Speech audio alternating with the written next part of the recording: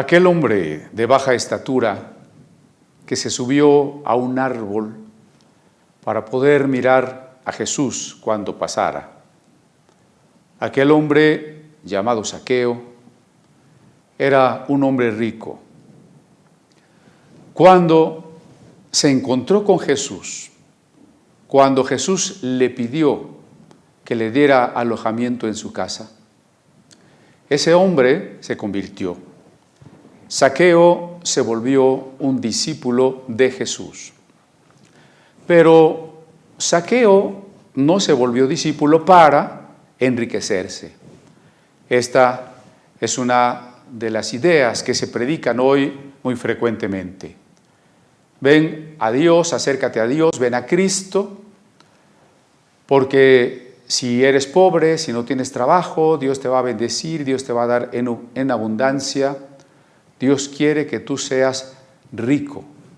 Dios quiere que tú vivas con todo lo que necesitas y mucho más. No es esto lo que los evangelios nos enseñan. Muy por el contrario. Digo pues que este hombre llamado Zaqueo, cuando se volvió discípulo de Jesús, podemos decir cuando entró por la fe en el reino de los cielos. No lo hizo buscando la riqueza. Una vez que se hizo discípulo de Jesús, no fue más rico que era antes de ser discípulo, por el hecho de estar ahora con Jesús. Por el hecho de ser un creyente, no podemos decir ahora, Dios le bendijo con mucha más riqueza de la que tenía cuando él no se había hecho un discípulo.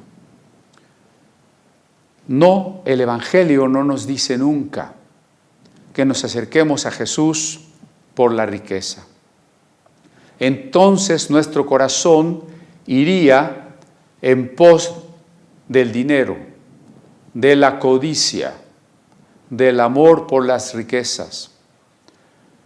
¿Qué sucedió entonces con este hombre llamado Zaqueo cuando se hizo un discípulo de Jesús?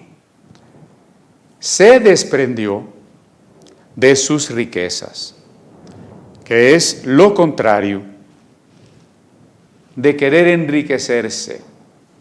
Diríamos hoy lo contrario de hacerse cristiano con la perspectiva de que Dios puede enriquecernos. Cuando Zaqueo realmente se arrepintió, cuando entregó su vida, su corazón a aquel que le aceptaba, a Jesús, que le aceptaba, a Jesús que fue con él a hacer amistad a su casa, entonces Zaqueo se desprendió de la riqueza, porque la mitad de todo lo que tenía lo dio a los pobres de manera inmediata. Y revisando sus acciones pasadas, devolvió a todos aquellos a quienes había robado y les devolvió muchas veces más. Así que inicio con este gran contraste. Los personajes de los que se nos narra en los evangelios, que tienen un encuentro con Jesús, no van en busca de la solución de problemas en primer término y mucho menos de la riqueza. Van en busca de una respuesta espiritual. Van en busca del amado que es Dios. Y entre las consecuencias de haberse rendido a los pies del Maestro, hay un desprendimiento del yo y de la vida.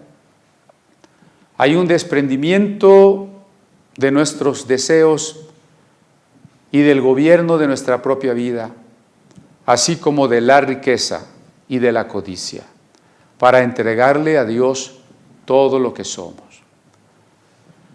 Entonces Zaqueo, ya lo platicamos, dice: doy a los pobres la mitad de lo que tengo y a quien le haya defraudado se lo devuelvo 4 tantos.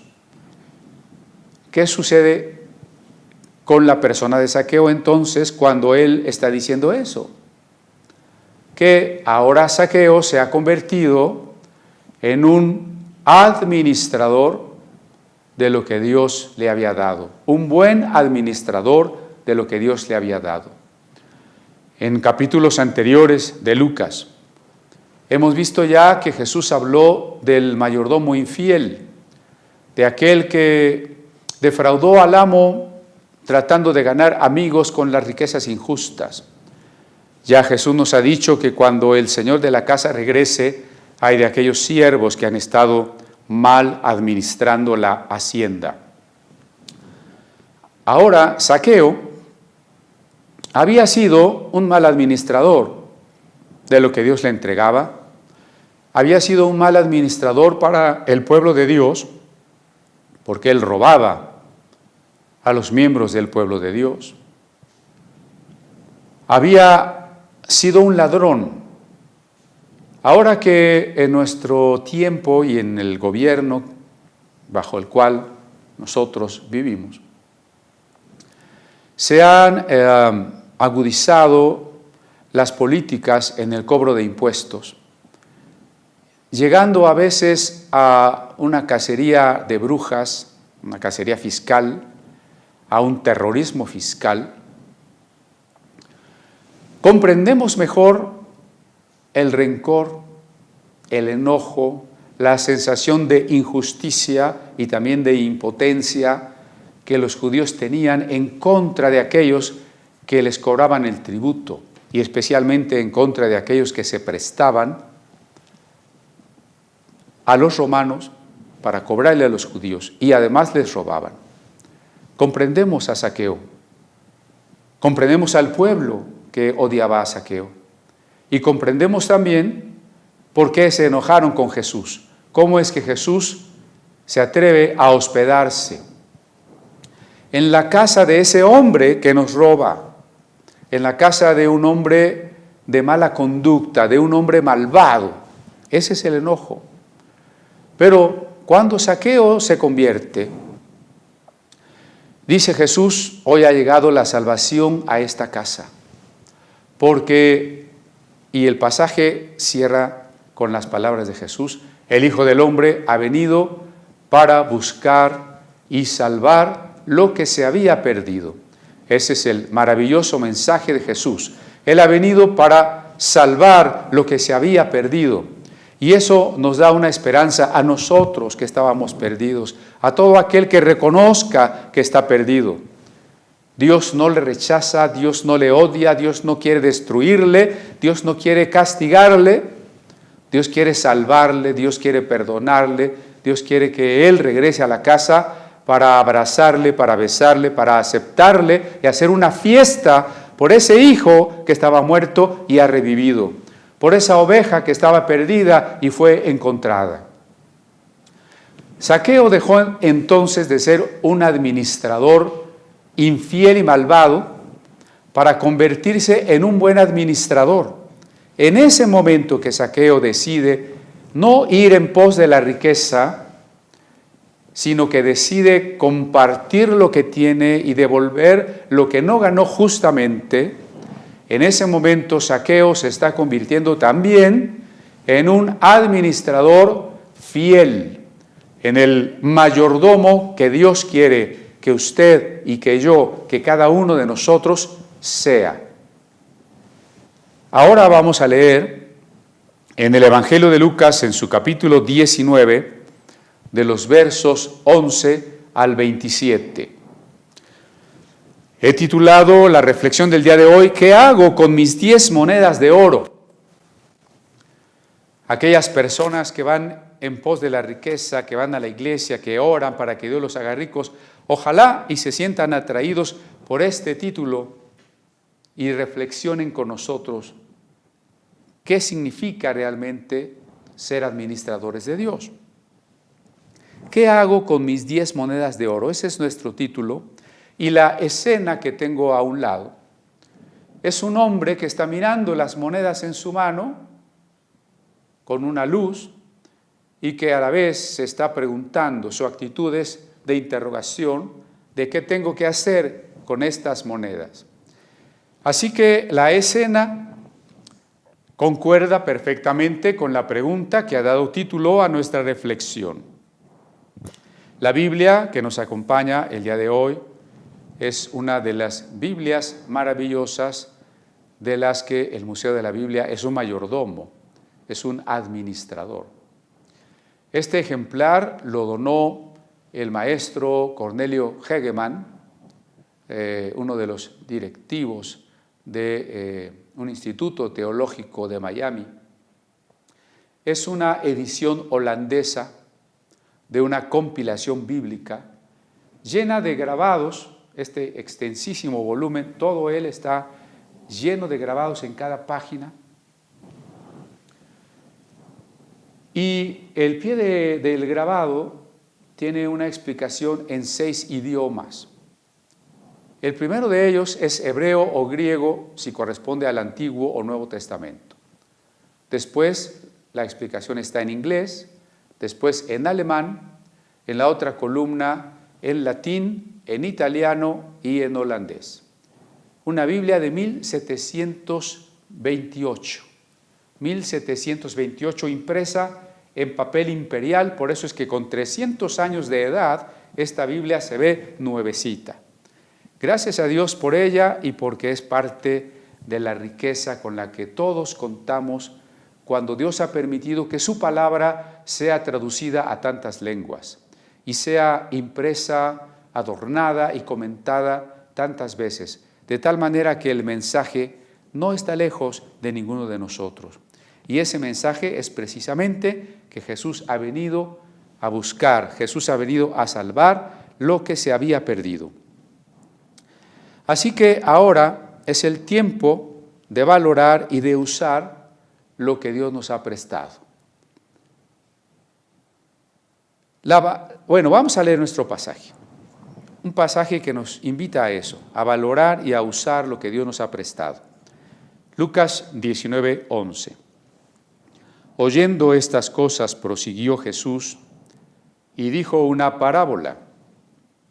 Por cuanto estaba cerca de Jerusalén, y ellos pensaban que el reino de Dios se manifestaría inmediatamente. Dijo pues, un hombre noble se fue a un país lejano para recibir un reino y volver.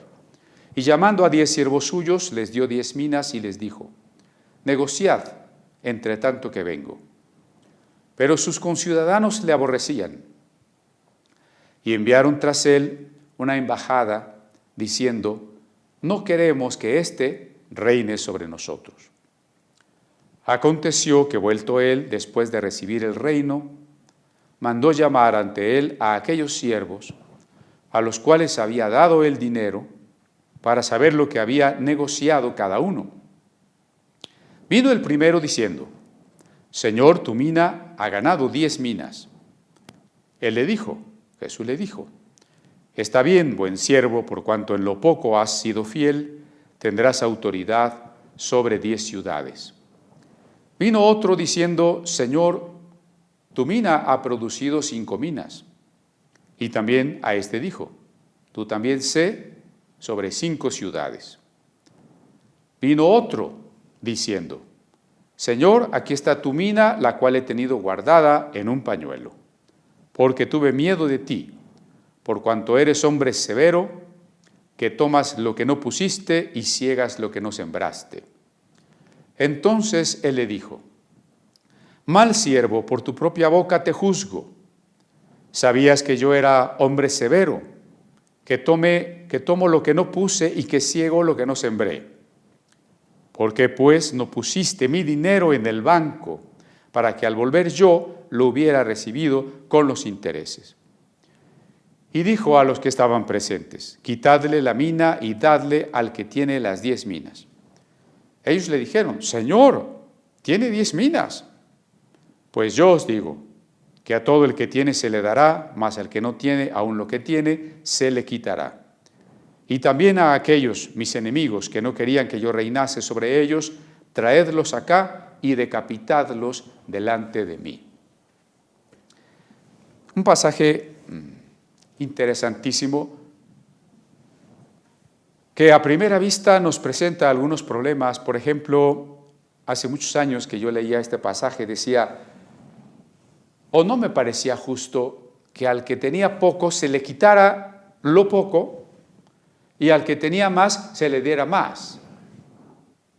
Parecería que la justicia consistiría en darle más al que tiene poco, quitarle un poco al que tiene mucho. Pero aquí era lo contrario. Al que tiene poco, quítenle y dénselo al que tiene mucho. O, por ejemplo, el versículo final, a mis enemigos, a los que me aborrecen, córtenles la cabeza. O el otro pasaje que dice, cuando menos hubieras puesto mi dinero en el banco, ha servido para que algunos predicadores hablen de la supuesta bondad de los bancos y que, bueno, es la voluntad de Dios que haya bancos. Bueno, más allá de estas dudas o de estas interpretaciones un tanto superficiales, vamos a reflexionar a partir del primer verso que leímos, el 11. Jesús va camino a Jerusalén, que ya hemos comentado varias veces eso, y les va a contar una parábola que responde a una situación. Los discípulos y la multitud que va atrás de él piensa que el reino de Dios se manifestará inmediatamente. Recuerde que en el concepto de ellos, el reino de Dios será que Israel sea cabeza de todas las naciones, que por supuesto los romanos y otros imperios que les habían oprimido sean derrotados, que la paz y la justicia sean impuestas, valga la redundancia, por la fuerza de parte de Dios sobre todos los seres humanos, y que ese reino nunca termine. Así que cuando estas multitudes ven a Jesús multiplicando los panes y los peces, cuando lo ven sanar a los enfermos, liberar a los endemoniados, calmar la tempestad, ellos saben que ha venido de Dios. Muchos lo consideran el profeta último o incluso el Mesías, y por tanto quiere decir que el reino de Dios ya está comenzando. Y en eso tienen razón, solamente que no tienen razón en la manera en cómo se imaginan el reino de Dios. No era fácil. Los mismos discípulos, los familiares de Jesús, no entendían en qué iba a consistir primero el reino de Dios. Sí esperamos también nosotros un tiempo en el futuro, al final de la historia, donde el reino de Dios en plenitud se establezca por completo, donde no habrá muerte, ni maldad, ni dolor, ni lágrimas. Pero el reino de Dios tenía que empezar estableciéndose de otra manera que para nosotros es muy difícil de comprender, una manera interior, en el corazón de los hombres, espiritual. ¿Por qué? Porque Dios no quería imponer su reino a pesar o en contra de la voluntad de las personas, porque entonces las personas no serían transformadas y el reino de Dios es, por sobre todas las cosas, un reino de amor.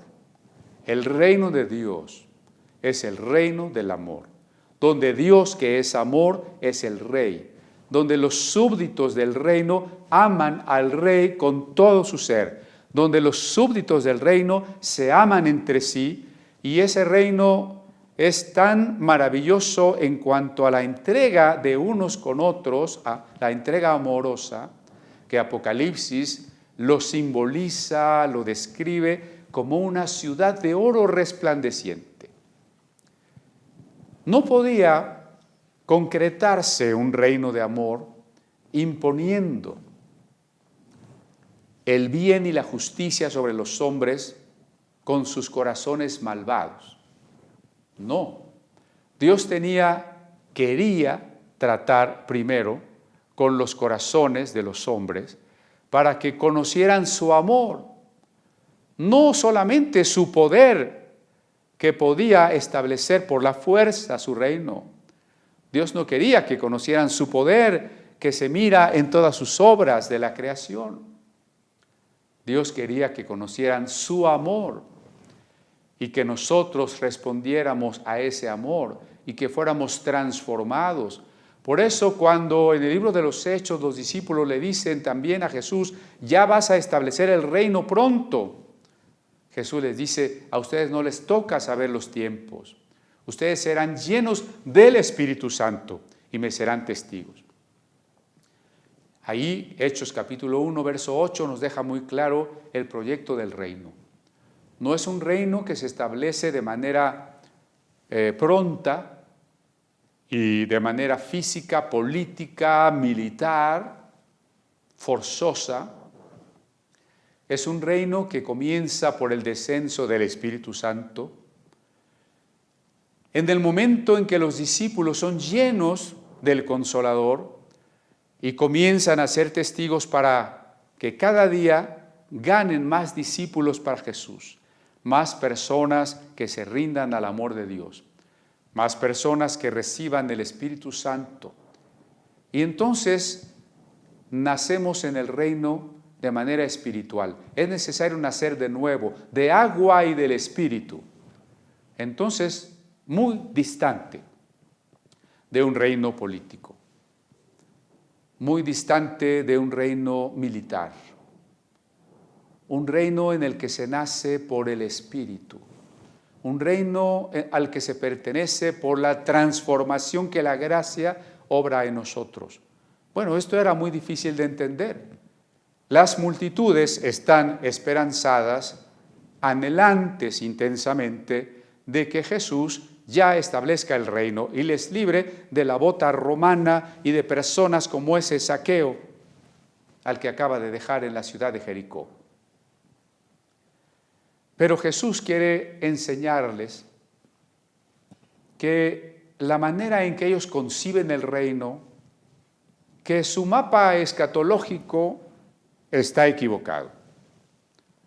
Jesús no se los explica de una manera abiertamente teórico-conceptual, sino de esta manera más didáctica, a través de una parábola, de un mashal, una forma hebrea que a través de un pequeño cuento nos va a enseñar una verdad eterna, profunda. No olvidemos que todos los pasajes de la Biblia que no sean literales, no por ello dejan de ser verdaderos. Aunque no sean literales, son palabra de Dios y conllevan un mensaje trascendente, un mensaje eterno. Jesús les va a explicar entonces con una parábola el contraste entre lo que ellos esperan y lo que va a suceder. Él va hacia Jerusalén y ahí lo van a matar. ¿Y qué espera la gente? Que va a llegar a Jerusalén y se va a proclamar rey y ahí va a comenzar la plenitud del reino de Dios. ¿Cómo hará Jesús para que comprendan que ese no es el plan de Dios? Y entonces cuenta esta parábola.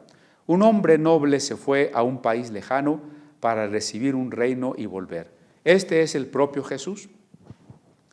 Jesús es aquel hombre que se va a un país lejano, es decir, la muerte.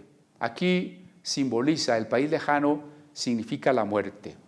Y por supuesto es lejano porque él sabe que se va a tardar mucho. Los discípulos pensaron que regresaría pronto. No.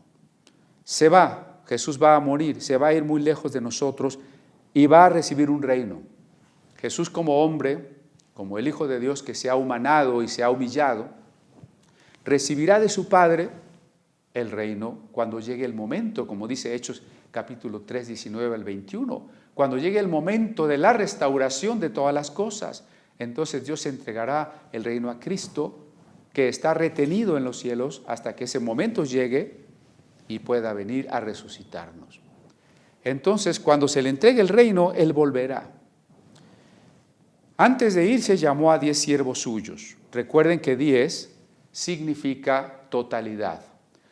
Es la representación de un número cualquiera de cosas, pero que en el 10 están representadas todas.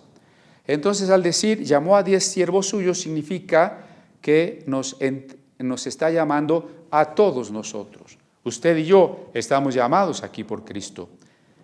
Y les dio 10 minas. Las minas corresponden a algunas medidas de la antigüedad. Son monedas equivalentes a 10 dracmas, por ejemplo. Para no complicar el asunto, porque hay minas pesadas, hay minas ligeras, hay minas reales, hay minas de oro, minas de plata, es decir, monedas o medidas, pesos especiales que se llamaban minas, vamos a definirlo como 400 gramos de oro. Le entregó a sus siervos 10 monedas o fragmentos de oro con un peso cada uno de 400 gramos. En realidad es una gran riqueza la que Jesús está entregando aquí. Y yo comencé diciendo que Zaqueo no buscaba la riqueza material, porque Jesús, por supuesto, no nos ha entregado estas minas de oro en sentido literal. Usted y yo nos buscaremos por los bolsillos y no encontramos por ningún lado esas monedas de oro. Sin embargo, estas monedas de oro representan todo lo que Dios nos ha dado. En el Evangelio de Mateo, una parábola semejante usa el término talentos. El talento podía ser una moneda o un peso también en metálico. Talentos o minas. ¿Qué significa todo lo que Dios nos ha dado? En este momento, por favor, no piense en los talentos como capacidades intelectuales o habilidades para hacer algo.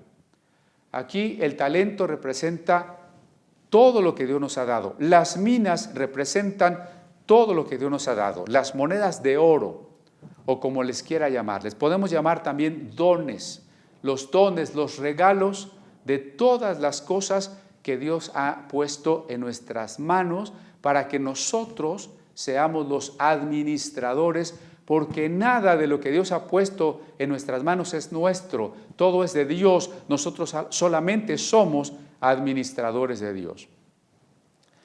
Así que, ¿qué nos ha dado Dios? ¿Cuáles son esas 10 monedas de oro? ¿Qué representan? Por ejemplo, la vida. En estos tiempos, además de la pandemia, el que estemos vivos todavía es una gran bendición y es una gran responsabilidad.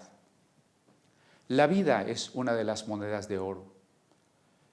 Pero la salvación, imagine que nosotros viviéramos sabiendo que estamos condenados a un infierno eterno, nos ha dado la salvación. Yo creo que tenemos que ir dando gracias a Él cuando enlistamos estas bendiciones. ¿Qué nos ha dado Dios? La Biblia. Aquí tenemos la Biblia. Imagine cuántos cristianos de otras generaciones no tuvieron acceso a una Biblia, murieron por tener una Biblia o por tratar de traducir una Biblia. Dios nos ha dado las personas que amamos. Es uno de los más maravillosos dones que Él nos ha entregado, las personas que amamos. Pero también nos ha dado salud, tal vez a algunos más, a otros menos, porque a uno le dio 10 minas, a otros 5, a otro 1. Unos más salud, otros menos salud, pero estamos aquí. Nos ha dado un trabajo para ganar y poder comer y tener el pan. Nos ha dado una casa, un lugar donde vivir. Y podemos enumerar cada cosa de esa casa y de esas provisiones, como la ropa, como las vacaciones, como el salir a un paseo, como la escuela de nuestros hijos, como las cualidades y las bendiciones que ha dado a nuestros hijos. Bueno, nuestra lista es innumerable. Nos ha dado una iglesia, unos hermanos, una familia espiritual con la cual tener comunión, amarnos y apoyarnos. nos ha dado dones espirituales. Estaba yo hablando de estos dones en general, pero además nos ha dado dentro de este conjunto otro de los talentos, otra de las minas serían los dones espirituales, los carismas, palabra de sabiduría, de ciencia, fe, sanidades, milagros, profecía. A veces se distorsiona la palabra, ¿no? Yo recuerdo que en muchas iglesias con talento se refieren a que las hermanas van a hacer de comer para vender el domingo. Ese es el talento. No, en la parábola, según Mateo, talento es todo lo que Dios nos ha dado. No, como dije, no solamente que alguien toca muy bien el piano y tiene talento para tocar el piano, no. Talentos, minas, monedas de oro, es todo lo que Dios nos ha dado y que nosotros tenemos que enlistar con mucha responsabilidad, reconocer que está en nuestras manos, que somos responsables y darle gracias a Dios. Y entonces les ordena, negociad entre tanto que vengo. ¿Por qué Jesús les dice negociar? ¿Será que tanto hemos dicho que la codicia y el dinero no son la prioridad y aquí parece que Jesús deja como prioridad la tarea a los creyentes de hacer negocios? No dudo que este versículo sea predicado en las reuniones de empresarios y hombres de negocios cristianos. Pero recuerde que es una parábola. ¿Y qué significa aquí el símbolo de esta parábola? Bueno, significa que Dios nos ha entregado estas bendiciones en nuestras manos para que nosotros las usemos. ¿Qué significa aquí negociar con las monedas de oro? ¿Por qué Dios nos ha dado esas monedas de oro? La respuesta clara e inmediata es porque Dios nos ama. Nos ha dado por amor. Todo lo que tenemos nos ha sido dado por amor. No lo merecemos. Haremos bien en reconocer que no merecemos nada de lo que Dios nos ha dado.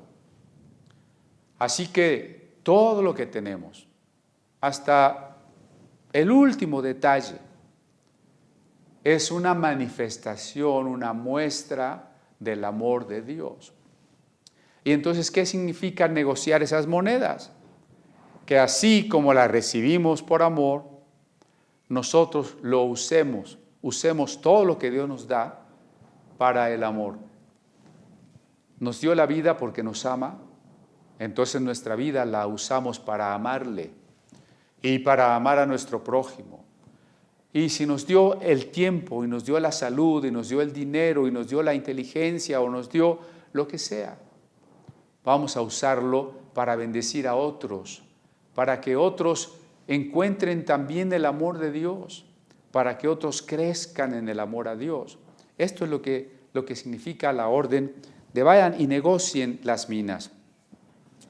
Pero sus conciudadanos, es decir, los judíos, son los paisanos, los conciudadanos, envían una embajada diciendo no queremos que éste reine sobre nosotros. La embajada será suponiendo que aquel que le va a entregar el reino les va a escuchar, como diciéndole a Dios, este no es el Mesías, este es un falso profeta. Y sabemos que esta manera de enviar una embajada que dice no queremos que reine, en realidad se concretó en la entrega, el juicio a Jesús Nazareno y su asesinato sobre la cruz. Esa fue la manera en que ellos dijeron, no queremos que éste reine sobre nosotros. Aconteció que vuelto él, a pesar de que lo mataron, y eso estaba simbolizado en que se fue a un país lejano, porque en este momento, aunque Jesús está espiritualmente con nosotros, y aunque estemos conectados a través de una transmisión, la promesa de que Él está donde 2 o 3 se reúnen en su nombre, se cumple. No importa la distancia que media entre usted y yo, usted puede estar en otra colonia, en otra ciudad de este país, o en otro país, o en otro continente, pero estamos reunidos en su nombre y Él está en medio de nosotros. Sin embargo, en un sentido físico no le vemos, no le tocamos, no le hemos visto resucitado. Él no ha venido todavía a resucitarnos, todavía no vemos su imperio gobernando sobre este mundo. Está en un país lejano, la muerte. Bueno, partió por la muerte. Por supuesto, ahora Él está resucitado. Y por eso es que un día va a volver. Y por eso el siguiente verso comenzó diciendo, aconteció que vuelto Él, después de recibir el reino, cuando va a regresar Jesús, cuando el Padre ponga todas las cosas bajo sus pies. Como dice, el Padre está haciendo que todos los enemigos se postren a los pies de Cristo. Que toda lengua confiese que Él es el Señor y que toda rodilla se doble en los cielos, en la tierra y debajo de la tierra. Cuando Él pues reciba el reino, que como dije, según Hechos capítulo 3, en el momento de la restauración de todas las cosas, Él vendrá. Mientras tanto está retenido en el cielo, dice Hechos. Llegado el momento, Él vendrá para restaurar todas las cosas. Ese es el reino. Y entonces va a mandar llamar a los siervos a los cuales les había dado el dinero para saber lo que había negociado cada uno. Cuando Jesús venga, habrá dos tipos de juicio. El juicio a los creyentes, a los discípulos, a los cristianos. Y el juicio a los incrédulos. Dos tipos de juicio. Cuando estudiamos la carta a los Corintios, especialmente en su capítulo 3, también lo mencionamos. El tribunal de Cristo, en donde la obra de cada uno, de cada obrero, de cada predicador, se va a juzgar. Pero hay un juicio para el mundo que no creyó. Vamos a tratar de dilucidar en qué se distinguen estos dos tipos de juicios. El primero de ellos se dirige a los siervos. Primero Jesús nos va a juzgar a nosotros porque, lo dice en el Antiguo Testamento, el juicio del Señor comienza por su casa. Así que cuando la iglesia comenzaba, después del Pentecostés, y algunos miembros de la iglesia comenzaron a pecar, Dios manifestó primero el juicio en su casa, como vemos, por ejemplo, en la muerte de Ananías y Zafira. Y entonces llama a los siervos, ¿qué han hecho con el dinero? Vino el primero diciendo, Señor, tu mina ha ganado 10 minas, la he duplicado. Esto no se trata de dinero contante, que se puede contar, dinero contante y sonante, metálico, que hace ruido, ¿no? Multiplicar las minas, multiplicar las monedas de oro, no necesariamente es en sentido pecuniario. Por ejemplo, decíamos, Dios nos ha dado la Biblia. La Biblia es una mina. ¿Qué va usted a hacer con esta moneda de oro? ¿Qué va a hacer usted con esta moneda de oro? Señor, la guardé en un pañuelo.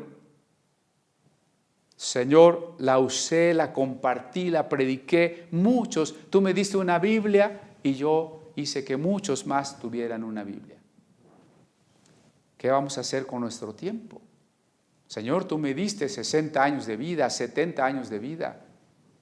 Y no los viví solamente para mí, perdiendo el tiempo, ocioso, dejando que pasara el momento. Cada tiempo lo invertí. Cada año pude hacer algo por amor a ti, por amor a los demás. ¿Qué hiciste con las personas que amas, que Dios te ha permitido? Esa otra moneda de oro. ¿Qué hiciste con tus hijos? ¿Cómo cuidaste de ellos? ¿Cómo cuidaste de la persona que amas? ¿Cómo? Señor, esto es lo que logré. Esto es lo que pude hacer. Este es el sacrificio que decidí. ¿Qué vas a hacer con tu salud, con tu juventud? Jóvenes, su juventud es una moneda de oro, pero de esas efímeras que duran poco. ¿Qué vamos a hacer con la juventud? ¿Qué vamos a hacer con la fuerza? ¿Qué vamos a hacer con la belleza? ¿Qué vamos a hacer con la inteligencia? Usarlas para el amor es multiplicarlas. Es que cuando Jesús venga y nos pida cuentas, nosotros le podamos decir, Señor, aquí está lo que hice por ti. Y entonces Jesús, miren lo que dice. Está bien, buen siervo, por cuanto en lo poco has sido fiel, tendrás autoridad sobre 10 ciudades. El Señor lo sabe todo. El Señor es también fiel y amoroso. Y si nosotros somos fieles, Él nos alabará, Él reconocerá nuestra fidelidad. Recuerdo aquel texto que dice, yo honro a los que me honran, cuando hablamos de Samuel allá en el Antiguo Testamento, hablando de la fe en la carta a los Hebreos, yo honro a los que me honran. El Señor sabe si usted y yo somos fieles. Y llegado el momento, Él nos encomiará, nos alabará si fuimos fieles. No solamente nos alabará, sino que nos dará más. Hay quien piensa que la tarea que se le ha encargado es tan sencilla, tan pequeña, o que los talentos o monedas que Dios le ha dado son tan de poco valor, que pues no tiene gran importancia ser fiel. No, tenemos que ser fieles en lo poco. Si algún hermano, algún joven quiere servir a Dios y yo le encargo una tarea material que se tiene que hacer con las manos o cualquier otra cosa sencilla y él no es fiel, yo sé, aunque él no lo vea, yo sé que él no va a ser una persona fiel cuando se le encarguen tareas más importantes. Hermano, hermanas, por supuesto también, que anhelan servir a Dios cada día más. Tenemos que ser fieles en cada pequeña tarea que se nos encomienda, en cada pequeña responsabilidad ante Dios, ante el prójimo, ante el mundo, ante la familia, en nuestro trabajo, en nuestra escuela, en todo lugar y en todo momento. Aunque nos parezca poco importante, aunque la tarea nos parezca pequeña, aunque la situación o los objetos involucrados parezcan de poco valor. El que es fiel en lo poco será fiel en lo mucho. Y entonces Jesús le dice, te voy a poner sobre 10 ciudades. Si cuando Jesús venga nos va a resucitar o nos va a transformar si estamos vivos, ¿qué significa entonces que nos dará 10 ciudades si nuestra vida ya se acabó sobre esta tierra? Bueno, quiere decir que la nueva tierra, la nueva creación, al ser un mundo restaurado, la restauración de todas las cosas, tiene para nosotros grandes sorpresas, bendiciones, regalos y muchas tareas. La eternidad, para decirlo en breve, la eternidad no es una vida de ociosidad. No es un paraíso en el sentido de que usted va a tener su hamaca en un jardín eternamente descansando. Ese no es el paraíso. Tampoco la escena, por demás aburrida y cansada, de los que se imaginan que el cielo es que se nos den unas alitas, una aureola, una arpa, y estemos en una nube cantando. La vida de resurrección se vive en la tierra nueva, en los cielos nuevos, donde todas las cosas han sido restauradas por Dios a la manera que debían haber sido cuando Él las diseñó. Habrá mucha tarea en la vida eterna, habrá mucho que disfrutar, habrá muchos deleites, habrá mucho que hacer. Y si usted fue infiel en lo poco que le tocó hacer en esta vida, porque lo que nos toca en esta vida es poco en comparación con la otra, sea lo que sea.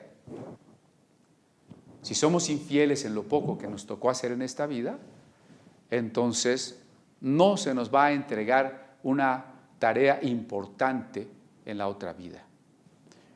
Bueno, en el caso del segundo siervo, verso 18, vino otro diciendo: Señor, tu mina ha producido 5 minas. Y también este dijo: tú también sé sobre 5 ciudades. Un hombre que ganó por una de las monedas 5 monedas. Un hombre diligente. Creo que este es el punto, ¿no? Dios nos está invitando a ser diligentes con lo que nos da. Y entonces el Señor le dice las mismas palabras, ¿no? Tú también sé sobre 5 ciudades. Por supuesto, también reconoce su fidelidad y le multiplica lo que este hombre ha ganado. Noten la proporción. El Señor le entrega una moneda de oro. Cada uno de estos hombres duplica la moneda. Y entonces el Señor en pago les encarga o les da una ciudad. ¿Qué vale más? Por supuesto, una ciudad vale muchísimo más que una moneda. Por eso les hacía el contraste entre lo poco que tenemos que hacer en esta vida y lo mucho que tenemos que hacer en la vida de resurrección. Pero si en esta vida dejamos pasar el tiempo, las oportunidades, las responsabilidades, entonces nos pareceremos al siguiente hombre, el tercero que viene y dice: Señor, aquí está tu monedita, aquí te la regreso, verso 20, la cual he tenido guardada en un pañuelo. Y luego dice la razón: porque tuve miedo de ti, por cuanto eres hombre severo que tomas lo que no pusiste y ciegas lo que no sembraste. Bueno, volvemos al punto, ¿no? ¿Qué significa que Dios va a cosechar lo que Él no sembró? ¿Quién lo sembró? Nosotros. Dios nos ha permitido a nosotros la siembra. Él espera la cosecha. Esto es interesante, porque a veces lo enfocamos solamente al revés. Dios es el que nos da y nosotros cosechamos todas sus bendiciones. Sí, pero ahora veámoslo al revés. Recuerde que nosotros somos un proyecto realizándose. Nosotros somos como una flecha lanzada hacia un objetivo. Usted no puede decir: yo ya soy lo que soy, porque usted se está desarrollando desde que nació y era un niño y creció. Usted es un proyecto que tiene que llegar a la madurez y a la estatura de Cristo. Tampoco es correcto decir: es que va a pasar lo que tenga que pasar porque todo ya está escrito, Dios ya decidió, Dios ya predestinó todo. Dios me está pidiendo a mí que yo siembre, que yo multiplique, que yo ponga a trabajar esas monedas, que yo negocie y que cuando Él me pida cuentas, yo le entregue las cosas multiplicadas. Eso es lo que Dios me está pidiendo. Por eso este hombre es un negligente, este hombre es un irresponsable, este hombre es un flojo que dice: como ya sé que tú eres duro y me ibas a pedir cuentas, dije: no, ¿qué tal si los negocios me salen mal y pierdo la moneda? Me va a ir peor. Mejor la guardo ahí y nos quitamos de problemas. Si usted, por el temor, prefiere vivir una vida pasiva, para que nadie lo moleste, usted no se mete con nadie, para no tener que resolver problemas o superar obstáculos, usted mejor se queda quietecito. Usted es esta persona. No está diciendo, el pasaje no está diciendo que este hombre malgastó la moneda como lo hubiera hecho el hijo pródigo. No está diciendo que a este hombre se le perdió la moneda o se la robaron. La cuidó, la conservó, pero no hizo nada con ella. Entonces usted no necesita ser un vicioso que está desperdiciando su vida de una manera evidente. Simplemente necesita ser alguien que no está trabajando, que no está haciendo algo con las monedas, con los dones, con los regalos, que ya dijimos, de tiempo, de personas, de circunstancias, de recursos, de vida, de salud, de inteligencia, que Dios le ha entregado. Usted, decía yo hace rato, ¿ha guardado la Biblia en un pañuelo? ¿Ha guardado la oración en un pañuelo? ¿Ha guardado el ayuno en un pañuelo? ¿Ha guardado la iglesia en un pañuelo? ¿Ha dejado a sus hijos a que ellos crezcan de manera silvestre, los ha guardado en un pañuelo, se ha preocupado por las personas que ama. El tiempo que Dios le ha dado solamente lo deja transcurrir, lo ha guardado en un pañuelo. Entonces, Jesús contesta con palabras muy duras: mal siervo, por tu propia boca te juzgo. Es decir, no hay excusa, porque nuestra conciencia, porque la palabra de Dios, porque nuestros pensamientos, porque nuestras mismas acciones nos condenarán. ¿Sabías que yo era un hombre severo, que tomo lo que no puse y que ciego lo que no sembré? ¿Por qué pues no pusiste mi dinero en el banco para que al volver yo lo hubiera recibido con los intereses? No hay excusa que alguien dijera, bueno, es que yo no sé hacer negocios y todo negocio conlleva un riesgo y entonces mejor yo guardo los talentos que Dios me ha dado para no correr ningún riesgo. Esta falta de iniciativa es condenada por Jesús. Cuando menos hubieses llevado la moneda al banco, cuando menos, para recibir los intereses. Y recuerde, Jesús no está aquí justificando el sistema financiero y bancario mundial, ni el cobro de intereses ni la usura. Es una parábola. Lo que está diciendo es que este hombre no tuvo la menor iniciativa para administrar lo que pensó que era suyo, pero que en realidad es de Dios. ¿Había usted meditado que Dios nos va a reprender por la falta de iniciativa? Y medite. He pensado, ¿qué puedo hacer para Dios? Y no me refiero a que usted diga, voy a ser pastor. Si Dios le llama, bien, pero ¿qué voy a hacer para Dios en mi trabajo, en mi casa, en mi escuela, con mis hijos, en mi vecindario, en el lugar donde esté? En las cárceles, en los hospitales, a donde Dios nos lleve, en la circunstancia que sea, en la profesión que tengamos, no importa. ¿Hemos tenido iniciativa para servir a Dios? O a veces solo tenemos iniciativa para aquellas cosas que nos gustan, que nos convienen, o simplemente no tenemos iniciativa, somos parte de la masa que se deja influir y que va en la corriente, en el camino en el que van todos. El Señor vendría y nos reprendería y nos diría, ¿cómo no pudiste hacer lo mínimo? ¿Cómo no se te ocurrió? ¿Por qué no te interesó? ¿Por qué no te importó? Cuidado. Y entonces aquí es donde el Señor da la orden y dice a los que están presentes, quítenle la mina y dénsela al que tiene las 10 minas. Quítensela. Y bueno, entonces los demás responden lo que yo pensaba hace muchos años, ¿no? Pero ¿por qué quitarle al que tiene poco? Y entonces le preguntan, pero si el otro ya tiene 10.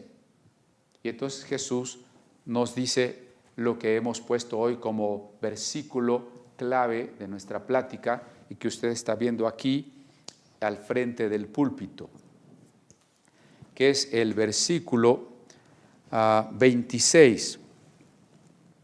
El versículo 26 del capítulo 19 de Lucas, y que dice lo siguiente: Legoimin otipandi toejonti dosísete apodetumi ejontos que oeji arcísete. Legoimin, les digo a ustedes, otipandi, que todo, a todo, toejonti, a todo el que tiene, dodícete, se le dará. A todo el que tiene se le dará. Apodetú mi ejontos, más del que no tiene, que oeji arcísete, aún lo que tiene le será arrebatado. Aquí la palabra es más bien, le será arrebatado. ¿Cómo entender esta paradoja? Porque ¿por qué quitarle al que tiene poco para que darle al que ya tiene mucho? ¿Cómo entendemos esto? Volvamos a imaginar, por lo que la palabra de Dios nos permite, cómo será la vida de resurrección. Hemos dicho ya que lo más importante en la vida de resurrección no van a ser las bendiciones, los lugares o los premios que hayamos de recibir. Lo más importante en la vida de resurrección es el amado, porque Él es el paraíso, porque Él es el objeto de la salvación, porque Él es la vida eterna.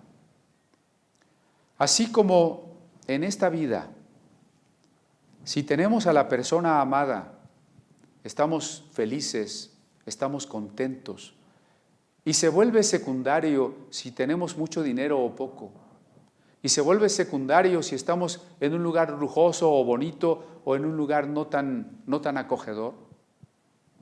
Todas las cosas, si la comida es un manjar suculento o es una frugal comida, todas las cosas se vuelven secundarias cuando estamos con el amado, porque la felicidad es estar con el amado.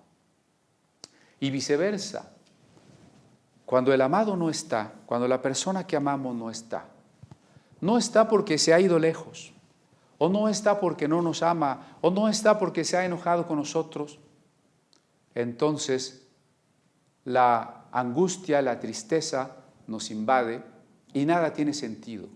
Podríamos estar en el mejor de los paisajes, pero no hay felicidad porque el amado está ausente. Podríamos tener enfrente la mesa de los banquetes más apetitosos, pero no tenemos deseos de comer. Podríamos tener dinero más de lo que necesitamos, pero ¿para qué lo queremos si no podemos compartirlo con la persona que amamos? Yo quisiera que nos quede clarísimo que el centro del reino de Dios es Dios, que la vida eterna es Dios, que el paraíso es Dios, que el objeto y el disfrute y el deleite eterno de nuestra salvación es Dios. Así que cuando una persona fue infiel en este mundo, en esta vida, pues es evidente que no creció en el amor a Dios. Y cuando esta vida se termina y ya no hay oportunidad de corregir nada, ya no hay oportunidad de decir, Señor, espérame tantito o déjame volver a hacer las cosas ahora, hacerlas bien, ya no hay oportunidad.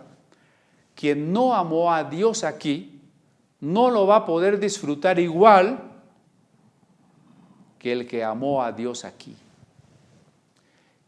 En la proporción, en la medida que usted ame a Dios, le va a disfrutar en la vida eterna. Por eso, el que tiene poco va a ser último en el reino de los cielos. Es poco lo que va a disfrutar. No está diciendo Jesús que quede fuera, que está condenado. No, pero es poco lo que va a disfrutar.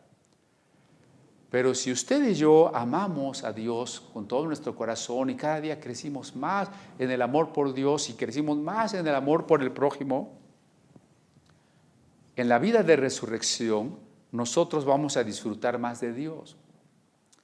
Porque se disfruta más de la persona que se ama que de la que no se ama.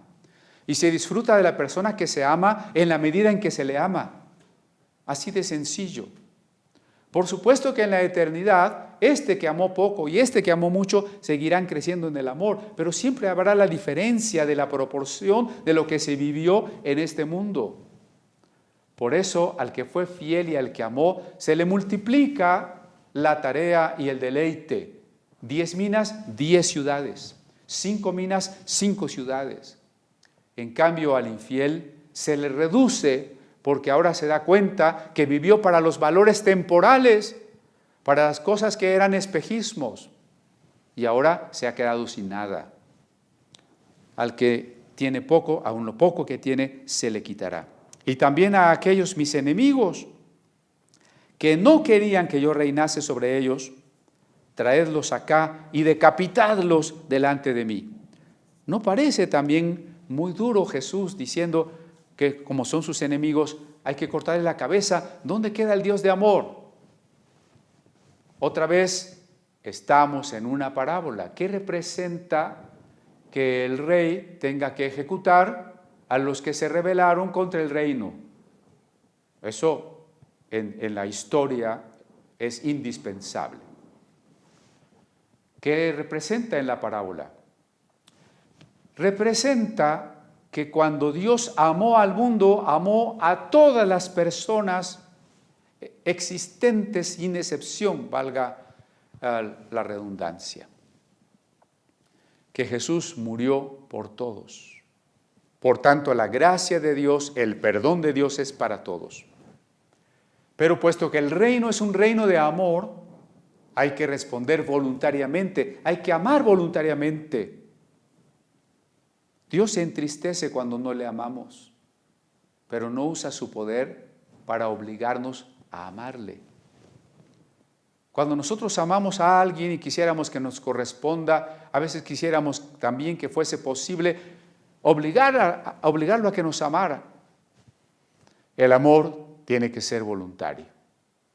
En este reino del amor, la libertad, la conciencia, la voluntad son indispensables. Dios nos dio esa libertad, Dios nos dio esa voluntad. En la voluntad muchos le aceptan como rey y otros le rechazan. Los que le rechazan se quedan en su estado de condenación. Se han separado de Dios, como todos lo hicimos, han pecado, como todos lo hicimos.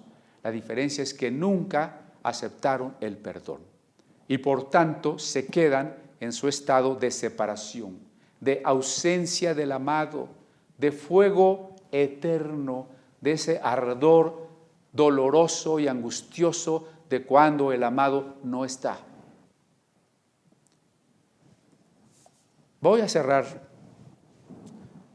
diciendo, es probable que usted y yo, unos más, otros menos, hayamos sido desperdiciados con los dones que Dios nos ha dado.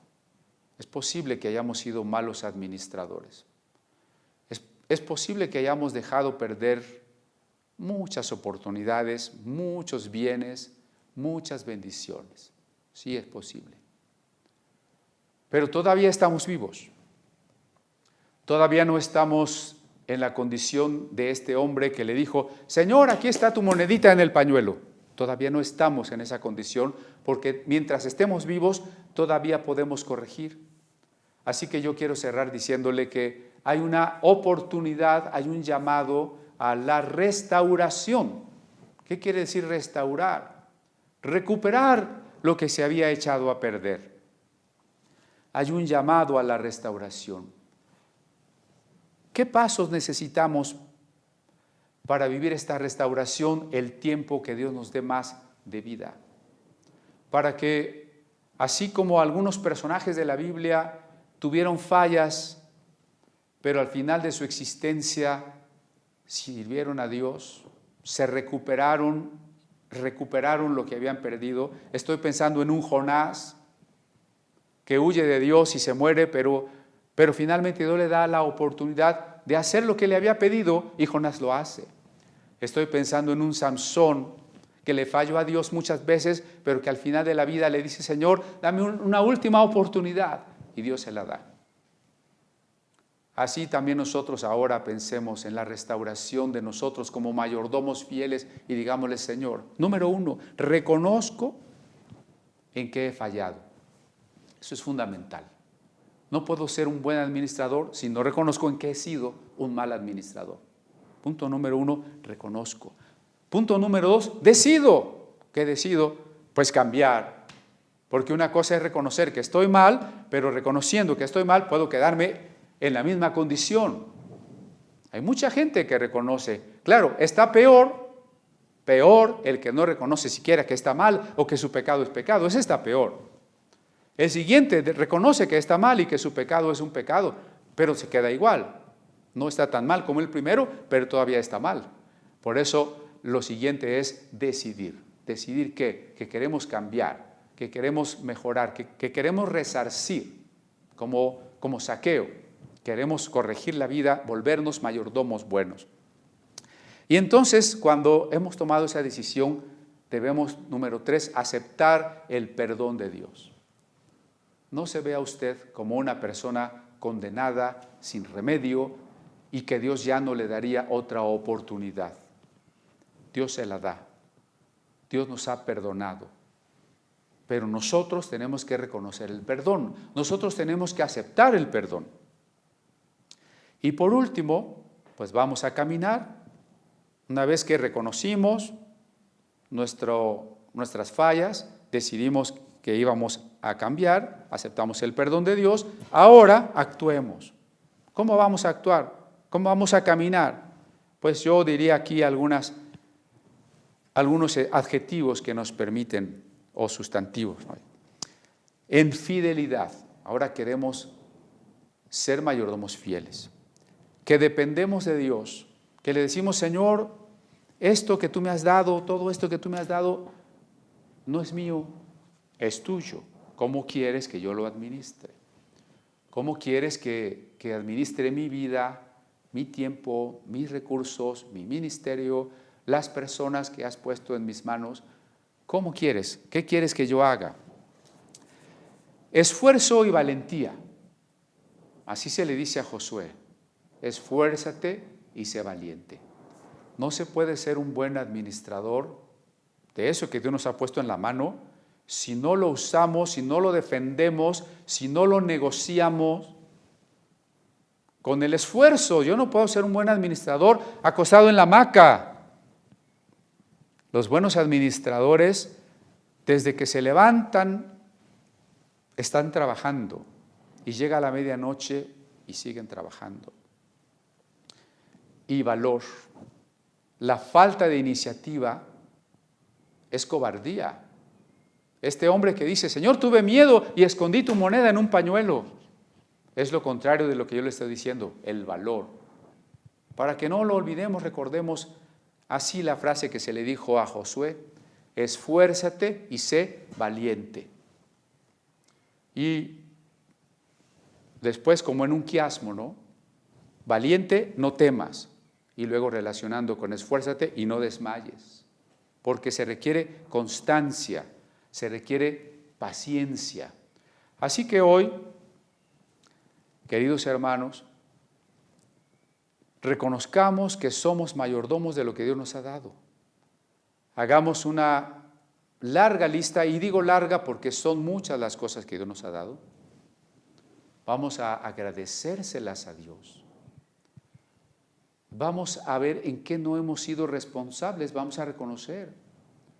Vamos a proponernos corregir y que Dios nos permita una restauración de todo lo que ha estado mal. Y ahora en un nuevo esfuerzo, en una nueva valentía, en una dependencia de la dirección y de la voluntad del Espíritu Santo, mantengámonos pacientes, porque no quiere decir que al hacer las cosas para Dios y administrar todo lo que somos para Dios, no quiere decir que no va a haber problemas. Va a haber muchos problemas, va a haber obstáculos, va a haber adversidades. Simplemente, al menos aquí en el país, parece que comienza otra ola de la pandemia, otra ola de la COVID-19. Esta semana tuvimos un incremento de 18% de casos, lo que es bastante elevado si pensamos que ese 18% va a contagiar a otro porcentaje mucho más elevado. Por ejemplo, decir que la epidemia no existe, decir que no necesito el cubrebocas, que por la fe nos vamos a seguir reuniendo y no pasa nada, decir que me cubro con la sangre de Cristo y Dios me protege y no me puedo contagiar, decir que no me vacuno porque la vacuna, quién sabe qué sea, qué me va a pasar o que es del anticristo. Todo eso es ser mal mayordomo. ¿Sí? Así como lo digo, como lo oye usted con todas sus letras, y lo voy a repetir. No ser cuidadoso, no vacunarse, no ser prudente, pensar que la fe me evita los cuidados, es ser mal mayordomo, porque es no entender qué es la fe, no es entender qué es la salud, cuál es mi responsabilidad por el prójimo a quien puedo contagiar. no sea mal mayordomo. Ser mayordomo esforzado y valiente es enfrentar los obstáculos, es seguir adelante a pesar de los sufrimientos. Ser un buen mayordomo es esforzarse todos los días, todo el tiempo. Es estar atentos y afinar nuestro oído a la voz del Espíritu Santo, porque si Él es el Señor y yo soy el siervo, Él es el que me tiene que decir qué hago con lo que es de Él, con lo que a Él le corresponde. No es solo lo que a mí se me ocurra. Él quiere que tome iniciativas, sí, pero iniciativas en la misma sintonía en que estoy con el Espíritu Santo, la sintonía amorosa. ¿Por qué? Porque los dones me fueron dados por Dios por amor. Y porque Él está esperando que yo los use en amor por los otros. Los dones, los talentos, las minas son todo lo que Dios nos ha dado y que manejo en amor por Él y por el prójimo.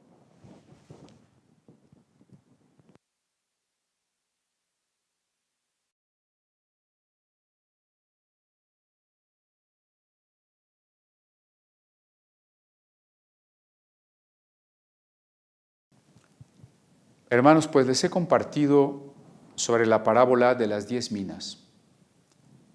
Gracias por acompañarnos. Yo quisiera que la palabra no se olvide. Repase los videos. Tome nota como para que usted mismo comparta con otros, para que usted enseñe a otros. Y sobre todo, como decíamos hace un momento, hagamos una lista de cuántas cosas el Señor nos ha dado y vamos a darle gracias. Entonces, para despedir nuestra reunión, vamos a hacerlo una vez más en oración, con este motivo, ¿no?, de todo lo que acabamos de hablar en la predicación. Reiterando los saludos a cada uno de ustedes, enviándoles un abrazo muy cariñoso y que intercedamos unos por otros a lo largo de la semana. Te damos gracias, Padre, porque como expresa el libro de las Lamentaciones, nuevas son tus misericordias cada mañana. Enséñanos a ser agradecidos, enséñanos a contar la multitud de dones con que nos has bendecido. Dones de todo tipo que a veces no nos detenemos a pensar, a enumerar, a valorar. Quizás a veces cuando algo nos falta, entonces somos conscientes de lo que vale.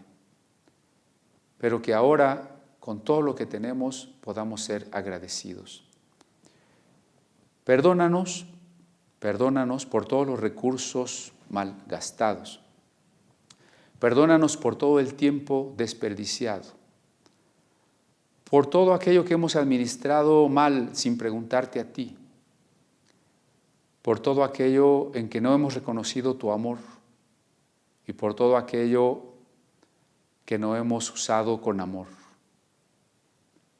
Queremos pedir perdón y queremos tomar la decisión de ser administradores fieles, de usar estas monedas de oro que has puesto en nuestras manos, usarlas bien, multiplicarlas, que todo el tiempo que nos brindes, todo el amor que nos des, todos los recursos que nos des, se multipliquen sirviendo a los otros, se multipliquen en la bendición que podemos proveer a los otros. Así, Señor, te suplicamos que la palabra predicada hoy quede en nuestro corazón. Despiertes la inquietud y nos recuerdes a lo largo de la semana, de los meses, que queremos o que debemos ser siervos fieles. Porque no miremos solamente esta vida. No menospreciemos como poca cosa lo que hoy nos has encargado. Que seamos fieles en lo que se considera poco comparado con la vida eterna. Porque cuando tú regreses, queremos gozosos decirte, Señor, he multiplicado lo que me encargaste. Queremos oír tu voz que nos diga, bien, buen siervo y fiel, en lo poco has sido fiel. y entonces nos entregues mucho más de lo que tuvimos en esta vida. Y que por sobre todas las cosas te amemos de tal manera que en la vida eterna te podamos disfrutar de una manera más intensa, más gloriosa, porque somos tuyos, absolutamente tuyos.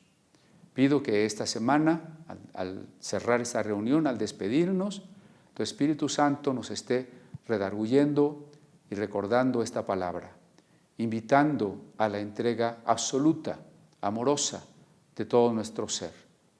Siempre en el nombre de nuestro Salvador Jesucristo. Amén.